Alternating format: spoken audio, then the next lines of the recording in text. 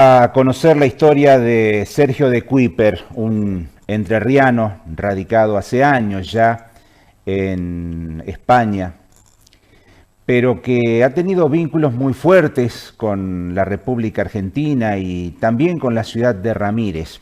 Ha sido abusado cuando tenía tan solo 5 años y con enorme valentía decidió realizar una denuncia en el año 2019-2020.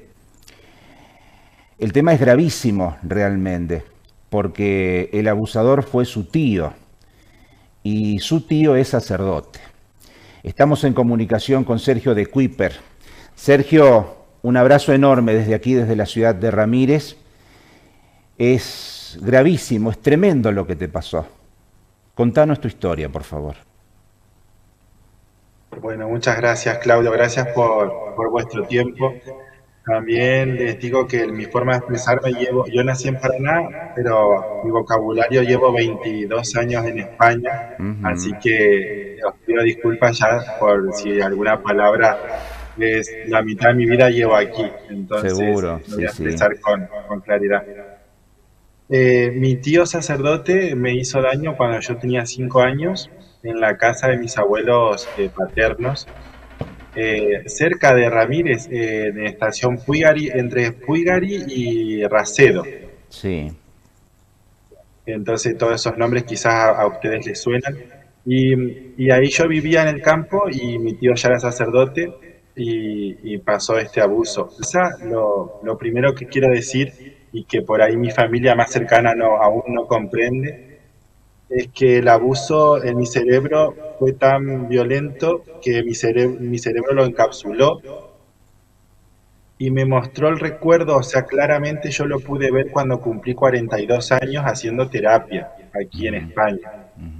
Y tenía muchos síntomas. Yo tuve toda mi vida ataques de migraña, que es el dolor de cabeza, muy Sí. fuerte, y tuve muchos problemas de salud, del estómago. Después tenía últimamente ataques de nervios, y casi llegué a una depresión muy grave. Y por eso empecé a hacer terapia aquí en España en el año 2015 y todo ese proceso me llevó a descubrir que era víctima de un abuso brutal, sexual, un abuso que fue puntual, fue muy agresivo en la casa de mis abuelos por mi tío sacerdote. En mi caso es mi tío y es sacerdote. Sergio, ¿vos habías olvidado por completo ese episodio? ¿Tu mente No, se bloqueó, como no, decís, y empezaste a recordar recién a tus 42 años de vida? no, siempre yo tenía una pesadilla, o sea, mis primeros síntomas, yo siempre tuve problemas de sueño, como te digo, muchos síntomas en mi cuerpo. Eh, lo más grave es para dormir, problemas de concentración, etcétera.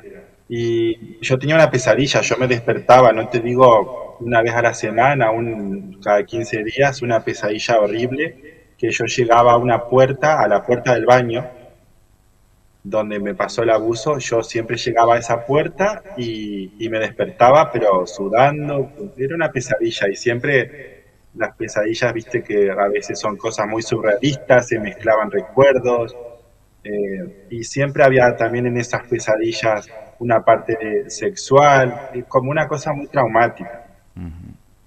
Y eso me pasó hasta que yo pude desbloquear el recuerdo. Cuando yo se desbloqueó el recuerdo, estando despierto, se abrió esa puerta y yo pude en unos pocos segundos recordar todo lo que había pasado. Fue allí donde decidiste ir a terapia. Yo empecé terapia antes de desbloquear el recuerdo en el Ajá, 2015 y el sí, recuerdo se me desbloqueó en el 2019. claro. Sergio, ¿cómo afectó tus relaciones, tu vida, aquel episodio que ocurrió cuando tenías Bueno, 5 años? y yo siempre fui un niño muy hipersensible, no sé cómo explicarte. Ser una persona sensible es muy bonito, es muy bueno, Sí, pero ser hipersensible y no poder controlarlo te hace sufrir mucho también. Y también me hizo sufrir mucho, claro, se mezcla la religión, la parte destroza te destroza la parte, la afectividad, o sea, la parte espiritual que es tan importante. Se te hace un lío en la cabeza tremendo, o sea, es muy difícil mantener un equilibrio mental. Ujú. Yo gracias a Dios digo, mira, yo sigo siendo una persona o sea, yo actualmente tengo mucha fe Sí, en algo que nos protege, o sea, ese algo me ha protegido y me ha hecho recuperar la salud. sí. Yo, entre paréntesis, he visto que muchas víctimas de abuso que no han podido tener ayuda en el momento adecuado han caído en problemas de salud mucho más graves, en adicciones. Y bueno, y también lo más preocupante, lo que más me destroza el alma es que hay gente que llega a suicidarse. ¿Le contaste a alguien lo que te había ocurrido o guardaste el secreto hasta la edad adulta? ¿Tus papás, por ejemplo, sabían lo que te había ocurrido? Mis papás yo no se lo pude contar hasta que yo tuve el recuerdo bien, hasta que se me desbloqueó el recuerdo y yo el último viaje que he hecho a Paraná en el 2019, el recuerdo se me desbloqueó en el mes de febrero y yo viajé en el mes de abril en Semana Santa y se los conté a mis padres. ¿Cómo reaccionaron? En un primer momento me creyeron y a los 5 minutos se asustaron. Se asustaron porque es una persona muy conocida en Paraná, mi tío, hizo varios colegios en Paraná y luego tuvo parte de su pastoral. Por eso me da mucha alegría hablar contigo, Claudio, porque uno de mis objetivos era llegar a la gente de tu zona, Sí. porque esta persona, este enfermo, este pederasta, que es mi tío, trabajó varios años en nuestro pueblo, en nuestra ciudad. Desde 1994 a 2000 estuvo al frente de la Sí, parroquia Sagrado Corazón de Jesús tu tío José Francisco de Kuiper, que es justamente el sacerdote de quien estamos hablando, ¿no? sí. Sergio, Esta persona, sí, sí, sí, perdón. sí, sí, no. Vos recurriste al Vaticano en determinado momento de tu vida para exponer lo que te había sucedido, ¿no? Sí, exactamente. Lo primero que yo hice fue escribir una carta al Papa Francisco, porque claro, imagínate que el Papa justo es argentino y yo vi una posibilidad de poder contarle mi caso. Y Ujú. desde España lo veía más cerca al Papa Francisco que al obispo, que casualmente de apellido Puigari, mira cómo Sí. es la vida también. Lo veía más cercano al Papa Francisco que a mi obispo en Paraná. O sea, Ujú. y casualmente por estas cosas de la vida, tengo un amigo que justo viajaba a Roma y se tenía que entrevistar con el Papa y le mandé una carta. Ujú. Y el 17 de marzo del 2019, el Papa Francisco me llama por teléfono. Soy de estas personas que el Papa Francisco llama por teléfono. Imagínate la Mm, sorpresa que fue esa llamada. sí. ¿Encontraste una Y respuesta entonces, favorable con el Santo Padre o no? en esa primera llamada ya se me produce a mí, ahí empieza un proceso de salud, o sea, yo pensaba que había encontrado la solución. Claro. Y para mí estos 6 años han sido un proceso de salud muy largo y muy difícil. En esa primera llamada, el Papa Francisco, que imagínate escuchar al Papa Francisco, a un Papa hablándote en argentino, para mí era un asombro en mi cabeza también. Sí. Yo era una persona muy creyente, muy practicante también.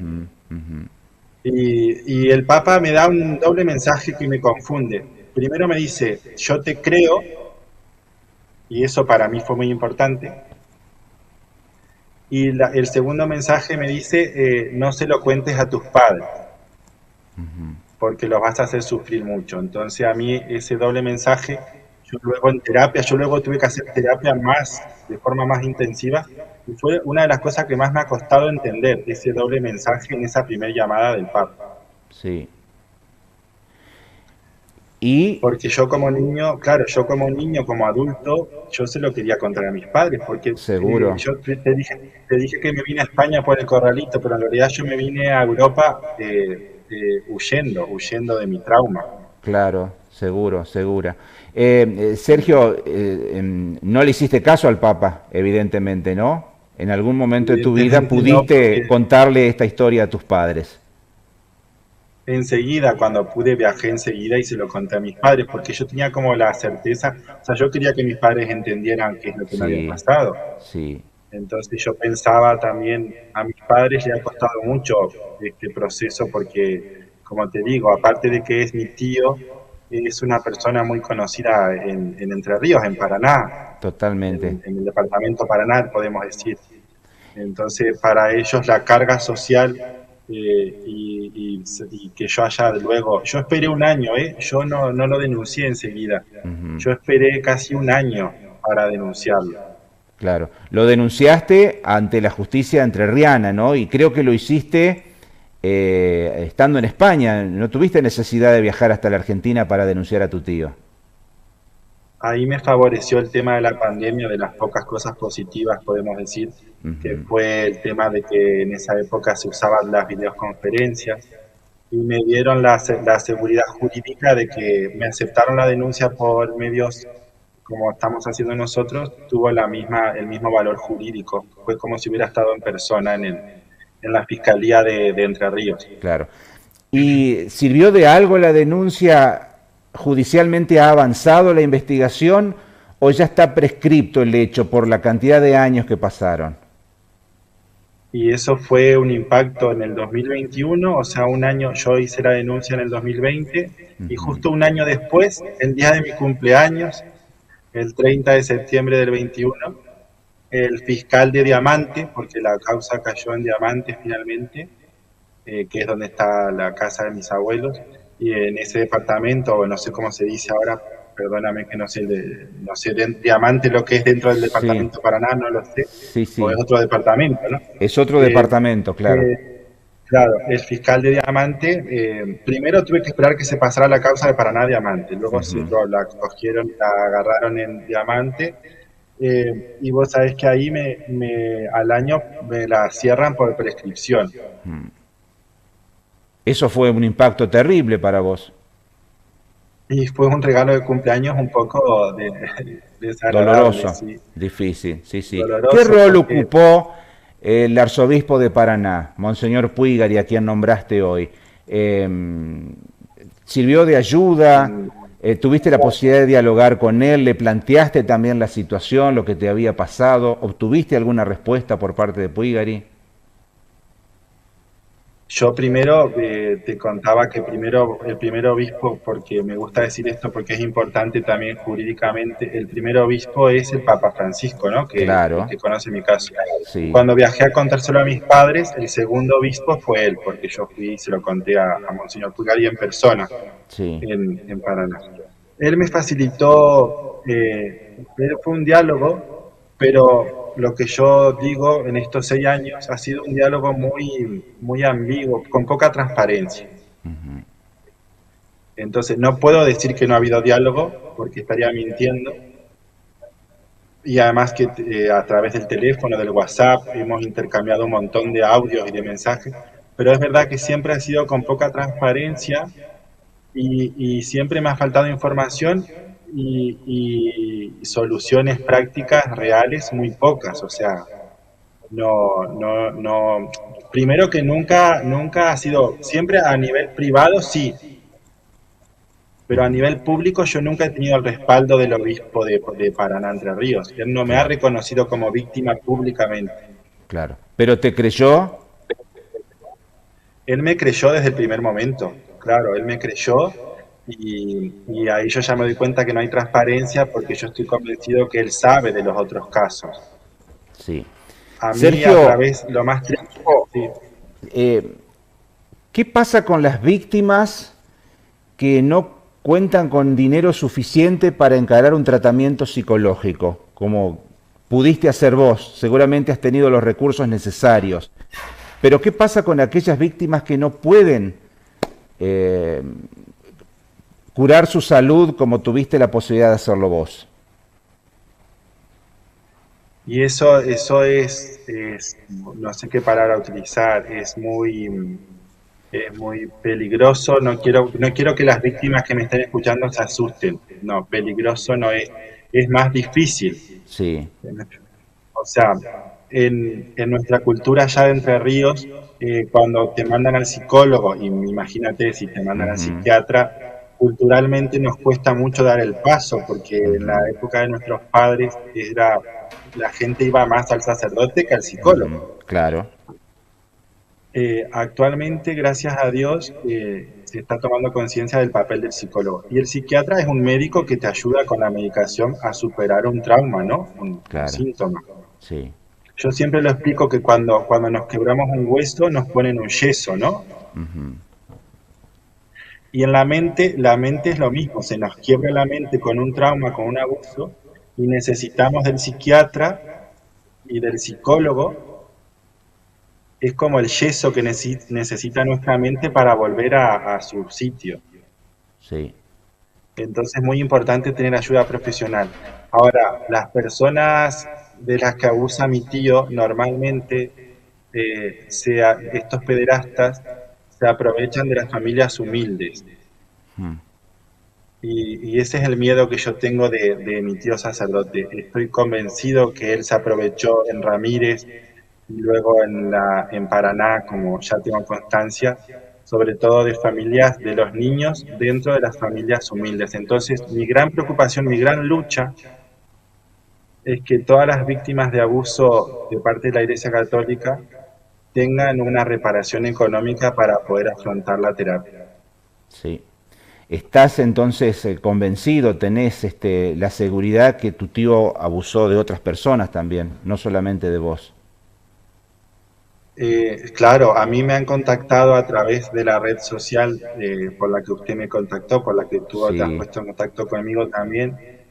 Yo luego que hice público mi caso, a Ujú. los 5 días me escriben por esta red social y me dicen, Sergio, ¿puedo hablar contigo? Entablamos una conversación y fue la primera persona que me dice, a mí también tu tío, cuando yo tenía 9 años, casi 10 años, también abusó de mí. En otro, no puedo decir su nombre porque hasta ahora se han puesto en contacto, somos 5, conmigo 5. Y Y estas por personas, por la eso, presión social, no han sí, sí, querido denunciar. sí. Y por eso tu interés, porque me consta, lo hemos conversado estos días, de poder realizar esta charla, para ver si podemos dar con otras víctimas aquí en la ciudad de Ramírez, ¿no? Porque tu tío trabajó durante 6 años en nuestra ciudad. Sergio, ¿tuviste la oportunidad de cruzarte con tu tío en alguna oportunidad? Tengo entendido que vos conocés la ciudad de Ramírez porque cuidaste a tu abuela aquí, mientras tu tío ejercía como sacerdote en la parroquia Sagrado Corazón de Jesús. Sí, yo iba más o menos desde el año 94 hasta el 98. Ujú, Puedo decirte que yo estaba en Ramírez una vez al mes más o menos, ujú. porque mi abuela, que era muy mayor, que ya ha fallecido, en esa época vivía ahí en la casa de la parroquia, al lado de la parroquia Sagrado Sí. Corazón de Jesús, y yo iba una vez al mes a ayudar a mi abuela. Lo que mi cabeza, mi tío, este sacerdote, el tío José, él cumplió como una figura de un padre también para mí. Como yo no tenía la claridad de que él había sido el abusador, él después fue la persona que me regaló mi primer computadora. O sea, yo tenía una relación afectiva con él luego, hasta que yo me di cuenta aquí en España de que él había sido el abusador. Entonces, yo imagínate lo que era para mi mente, para mi salud, tener que ir una vez al mes a convivir con él. Ujú. Y yo me bajaba en la estación de colectivo y me iba caminando hasta la parroquia. Me acuerdo, y tengo ese recuerdo de vuestra ciudad. Y detrás de la parroquia, lo que más me preocupa es que él siempre estaba con el colegio primario que tienen, no, Sí. no sé si era primario, recuerdo que eran chicos, sí, vos me lo puedes confirmar, es una escuela primaria, no sé Sí, si sí. secundaria. Escuela primaria y secundaria, los dos niveles en este momento. Qué cosa, Sí. Sergio, ¿eh? Qué dura que ha sido tu vida, ¿eh? ¿Has logrado recuperar parte de tu salud con el tratamiento que has comenzado hace algunos años? Sí, te puedo decir con mucho sacrificio que estoy como en un 80%, gracias a Dios. Viste que, bueno, todos tenemos cosas. Al final yo después he aprendido a observar a las personas y aunque no tengamos este tipo de abusos tan graves, todos necesitamos siempre tener un proceso de salud mental, ¿no? pero en el caso nuestro, de un abuso sexual siendo tan chico, siendo un niño, también me doy cuenta que cuando los abusos son en la adolescencia también son terribles. Ujú. Bueno, en cualquier edad. Me han escrito personas, claro, se han puesto en contacto conmigo y me han relatado abusos de todas las edades, pero en el caso de 5 años, como me pasó a mí, es difícil. No, actualmente me queda como síntoma crónico, me dan como ataques de pánico, así, por ejemplo, cuando tengo algún cambio de trabajo, cuando me siento inseguro ante alguna situación y me da el ataque de pánico brevemente es como parece que te está dando un infarto y se te queda el pecho duro así por unos minutos y uno lo pasa muy mal porque realmente te baja el dolor por el brazo, parece un infarto. Entonces, eso es lo único que me falta todavía, Re- Sí, desterrar un superar, poco el síntoma como superar, claro, tal, sí. superar esa situación. ¿Lograste perdonar a tu tío, el sacerdote? Fue a la primera persona que perdoné, ¿Y cómo fue porque ese momento? Él está en el enfermo, momento, ¿verdad? Él en este momento está padeciendo de Alzheimer. él está a punto de cumplir 90 años. Y él, cuando ya yo fui a verlo, yo cuando fui a contárselo a mis padres, fui a verlo, él ya estaba en una residencia, él está en la residencia de sacerdotes de Paraná, creo que se llama Buen Pastor o algo así, la residencia. Y yo cuando viajé a Paraná fui a verlo y él ya tenía demencia senil o principios de Alzheimer y, y yo lo perdoné en ese momento, o sea, me costó, pero tuve la necesidad como de perdonarlo, no sé cómo explicarte. Es un proceso también muy difícil de explicar, pero fue el primer paso que hice, o sea, lo perdoné, pero enseguida le empecé a pedir responsabilidades a la institución donde él está. Y hoy estás reclamando una reparación económica al Vaticano. Eh, Contame cómo va ese proceso, qué avances has tenido y si tenés la esperanza justamente de lograr esta reparación. Claro, yo en estos años de procesos de salud también he estudiado la carrera de Relaciones Internacionales, terminé la Sí, universidad y es parte de mi proceso de salud. sí. Entonces, estudiando estas leyes y gracias a las cuales tengo ahora trabajo, aquí soy funcionario interino aquí en la municipalidad donde vivo y eso me está dando una fuente de trabajo, mis estudios, gracias a Dios Ujú. también. Estudiando estas leyes, estudié la ley de violencia de género y ahí me doy cuenta que en España a las violencias de maltrato de género, ¿no? A las mujeres que sufren maltrato, hay una ley que las ampara y el Estado, las instituciones de España le permiten el derecho a la reparación económica y psicológica, ¿no? Y todo. O sea, la reparación, la ley de España protege a la víctima y la repara. Entonces yo me di cuenta ahí estudiando que la institución de la Iglesia Católica me tiene que reparar el daño y lo tuve clarísimo cuando el año pasado, cuando terminé de estudiar estas leyes. Pero yo quise hacer el derecho canónico, te lo digo rotundamente, en esta entrevista el derecho canónico no sirve para nada. Y la ley de Argentina, de Entre Ríos, en mi caso, ahora yo sé que ha avanzado y está la ley del tiempo, se respeta la ley del tiempo, pero cuando yo hice la denuncia no se respetó y la causa estaba prescrita. Entonces yo ahora la única esperanza que me queda es que la reparación me la haga directamente la Santa Sede, porque no tengo ninguna confianza en el episcopado argentino. Bien.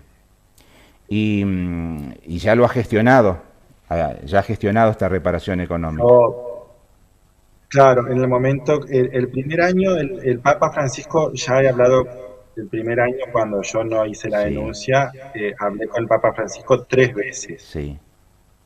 y él me recibió en Casa Santa Marta personalmente. pero ya cuando los consejos de él siempre fueron que no denunciara, porque Claro. ellos le daban mucha prioridad a mí. El mensaje es que mi tío estaba enfermo, que yo no tenía que hacer escándalo.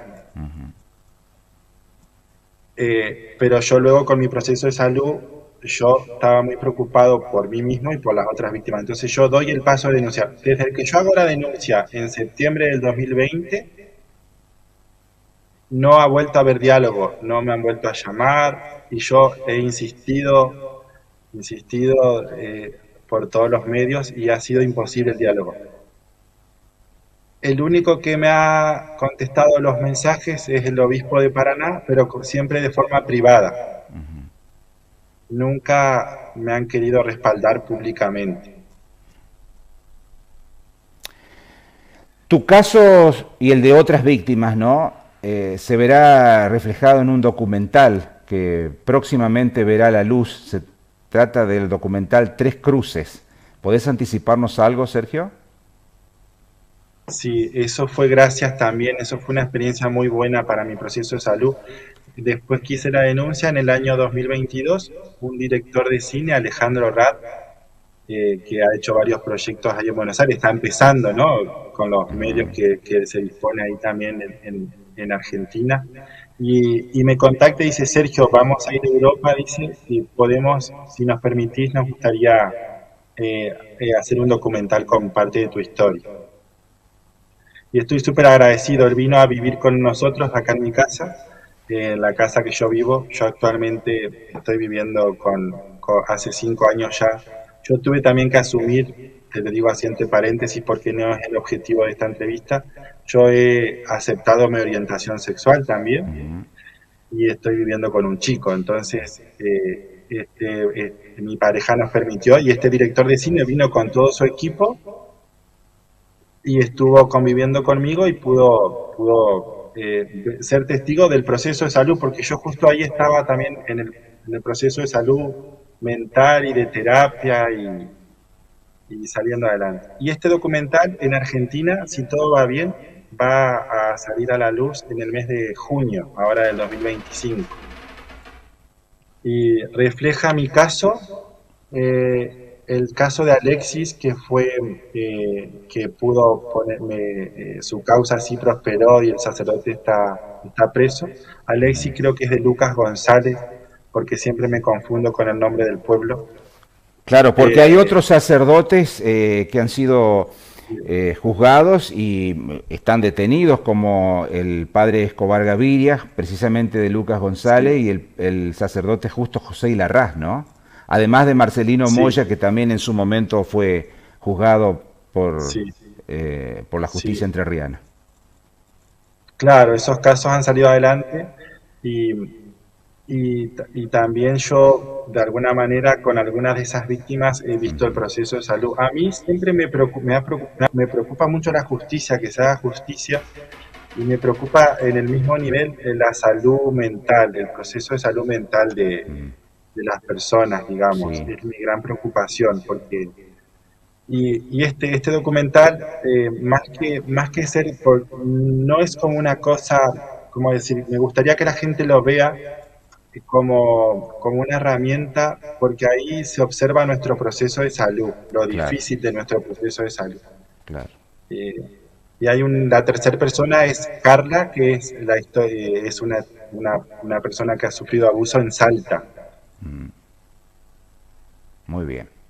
Sergio, ¿algo que quieras decir? ¿Algún mensaje que quieras dejar a los vecinos de Ramírez que nos están escuchando? Sí, mira, yo creo que a veces la gente me dice, Sergio, ¿por qué no pasas página? No, bueno, mi propia familia o la gente que todavía que es católica o creyente, me dicen, Sergio, deja de hacer escándalo, ¿por qué estás haciendo esto, no? Y te lo digo con total sinceridad, Claudio, uno de mis objetivos era llegar a Ramírez Sí. y a través de tu plataforma me lo estás permitiendo. Yo estoy muy preocupado porque en una de esas últimas visitas a mi tío José, al sacerdote José de Kuiper, le dijeron que se tenía que volver a Paraná. Y yo fui testigo de su desequilibrio mental, o sea, imagínate cómo son estas personas, estos pederastas, él me contó, él dice, Sergio, yo he hecho algo malo aquí con una familia de Ramírez, dice, y el obispo me obliga a volverme a Paraná. Y yo después, yo estoy descubriendo mi proceso de salud, estoy muy preocupado de que ese problema que él tuvo con una familia sea, ojalá que no, ojalá Dios quiera que no, pero estoy muy preocupado de que él le haya hecho daño a un niño, a un niño en Ramírez. Como ya, por ejemplo, ya soy testigo de que en Santa Ana le hizo daño a personas. En la parroquia Santa Ana hay víctimas de él que han contactado conmigo. De estas 5, que somos 5, de estas 5 hay de Santa Ana. Ojalá que no haya más. Mi sueño, o sea, mi deseo es que no haya más, pero el mensaje para estas personas de esa época, de esos años, de esas familias que iban a ese colegio, si observan síntomas en sus hijos o en personas allegadas, mi mensaje es que esas familias le crean y apoyen a esas personas que quizás escuchándome digan, sí, a mí me hizo lo mismo. El cura el tío José, tenía una costumbre muy perversa que utilizaba mucho, que es que con la excusa de enseñar a manejar el auto, decía, yo me llevo a tu hijo y le enseño a manejar el auto. Entonces, esos eran los momentos que él aprovechaba para abusar de los menores. Entonces, mi mensaje es un mensaje de alerta, de que apoyen a esas posibles víctimas, y a la víctima toda mi esperanza. Si lamentablemente hay alguna víctima ahí y no tiene los medios económicos, lo primero que tiene que hacer es buscarse una persona de confianza y empezar a hablar tranquilamente del tema. Y luego pedir ayuda o ir al médico o a un enfermero o a alguien que le pueda ayudar a controlar los primeros síntomas. Cuando se desbloquea el recuerdo, se desbloquean todos los síntomas y es cuanto más ayuda necesitamos. Entonces ese es mi mensaje, un mensaje de alerta y de apoyo a las posibles víctimas. Y este mismo mensaje sirve para todas las víctimas de cualquier tipo de abuso, tanto sexual como psicológico. Las víctimas que están sufriendo abuso psicológico o maltrato, todas tienen que buscarse una persona de confianza y empezar a hablar del problema y ponerse como prioridad la salud mental, el amor propio. Sergio, te mandamos un abrazo muy fuerte desde aquí. Ojalá en algún momento podamos encontrarnos personalmente y seguir charlando. Te agradezco muchísimo este valiente testimonio y coincidimos con tu idea de ser útiles a la comunidad y ojalá que esta charla precisamente sirva para descubrir a otras personas que han sufrido algún tipo de abuso. Ojalá no hayan existido, pero si existieron más víctimas en la ciudad de Ramírez, esperamos que esto sirva para poder ayudarles. Un abrazo enorme. Gracias por tu tiempo de calidad. Muchas gracias. Gracias. Sergio de Kuiper, charlando con nosotros. Hacemos una breve pausa y ya seguimos con más noticias.